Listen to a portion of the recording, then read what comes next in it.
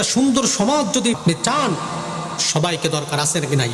সবাইকে ঐক্যবদ্ধ হয়ে আমরা একটি সমাজ পরিবর্তন করে একটি দেশ উপহার দিতে চাই। জোরে বলেন আল্লাহুম্মা আমিন। আমরা খালেদা জিয়ার জন্য এখনই দোয়া করবো, আল্লাহ রাব্বুল আলামিন যেন তার কবরের আযাব মাফ করে দেয়। জোরে বলেন আল্লাহুম্মা আমিন। আল্লাহুম্মা আমিন। রব্বানা যালামনা আনফুসানা ওয়া ইল্লাম তাগফির লানা ওয়া তারহামনা লানাকুনান্না মিনাল খাসিরিন। আয় আল্লাহ, রামানন্দপুর দিয়ারপাড়া বাইতুল আকসা জামে মসজিদের উন্নতি কল্পে মাহফিলে রব্বুল আলামিন বাংলাদেশের সাবেক প্রধানমন্ত্রী দেশনেত্রী মরহুমা বেগম খালেদা জিয়ার জন্য আল্লাহ দোয়া চাওয়া হয়েছে। আল্লাহ তার জীবনের গুনাহগুলো মাফ করে দেন, জীবনের গুনাহগুলো মাফ করে দিয়ে আল্লাহ তার কবরটা জান্নাতুল ফেরদাউসের বাগান বানায় দেন।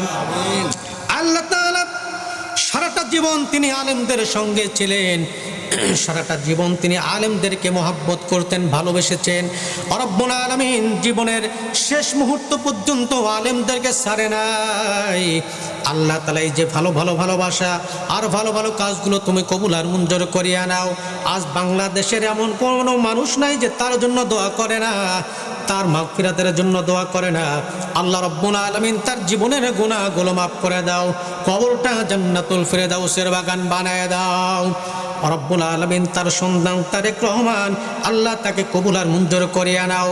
আমার বাংলাদেশটাকে তিনি যেন রক্ষা করতে পারেন, সবাইকে নিয়েছে তৌফিক দান করে দাও।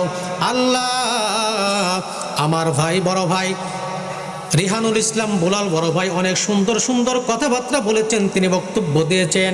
আল্লাহ মেহেরবানি করে আমার বড় ভাইকে কবুল আর মঞ্জুর করিয়া নাও। এই বাংলাদেশ জাতীয়তাবাদী দলের পক্ষ থেকে যারা এসেছে মাবুদ, মেহেরবানি করে সকলকে দেশের জন্য কাজ করবার তৌফিক দান করে দাও, সমাজের জন্য কাজ করার তৌফিক দান করে দাও। আলেম ওলামাদের সঙ্গে নিয়ে যেন একইভাবে সমাজ আর দেশ পরিচালনা করতে পারে সেই তৌফিক দান করে দাও। চিল্লায়ে বলুন আল্লাহুম্মা আমিন।